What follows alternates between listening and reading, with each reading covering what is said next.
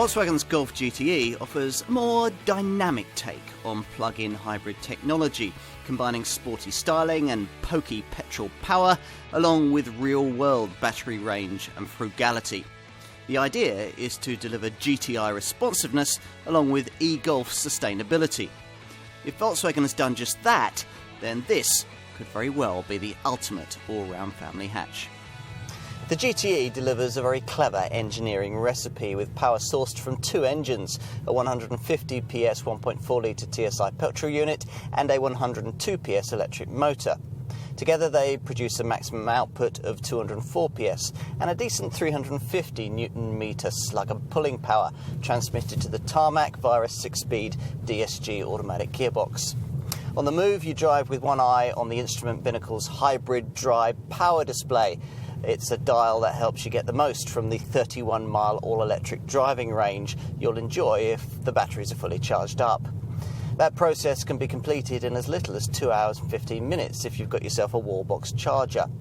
Once your battery range is depleted, the petrol engine seamlessly cuts in, facilitating a journey that potentially won't need interrupting for around 550 miles, providing the petrol tank's fully filled.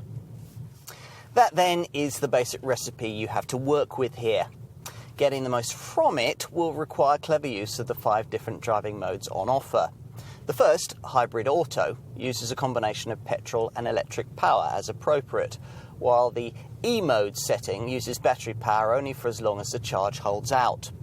The Battery Hold mode allows you to save electric charge for later in your journey, and the Battery Charge mode uses the petrol engine to charge up the battery as you drive. Finally, the GTE mode sees petrol engine and electric motor combining together, in which case 62 miles an hour is achievable from rest in just 7.6 seconds. Hot hatch performance then, but due to the weight of the hybrid drive system, you don't really get a hot hatch driving experience, despite the dynamic progressive steering and the XDS Plus electronic differential lock that helps to get the power down through the bends.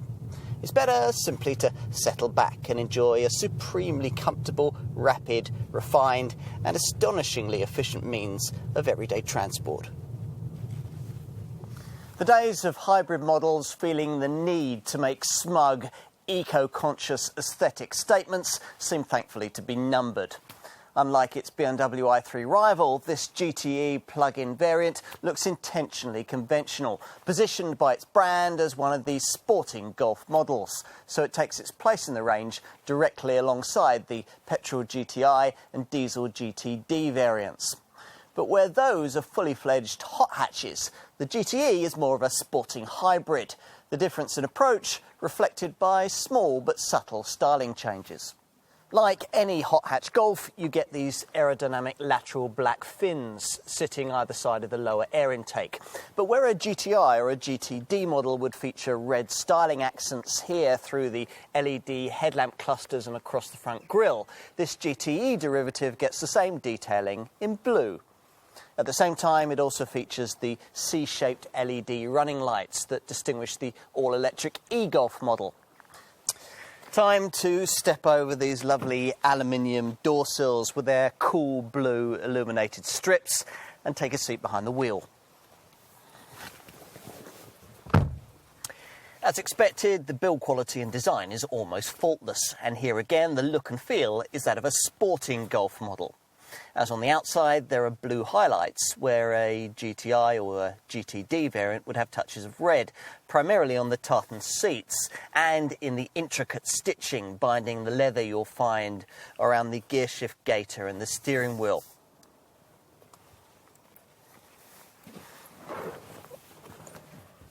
Let's move rearwards and try the back seat, space around which doesn't appear to have been compromised by the large battery pack that must sit beneath.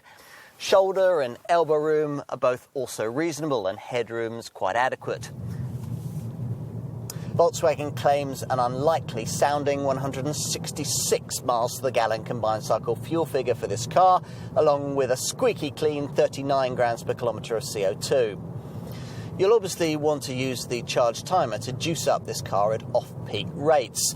And if you're the kind of eco-friendly buyer that Volkswagen thinks will be drawn to this car, you might also favour a power supplier with energy created from renewable sources. So, the best of both worlds at the push of a button.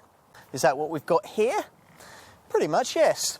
The Volkswagen Group weren't the first to bring us the benefits of plug-in motoring, but they've been the first to really perfect it, or at least perfect it as far as is possible within the limits of current battery technology. As a result, if you've never thought much of electric mobility as an automotive solution, here's a car we think might convert you. Everything's so straightforward, so normal.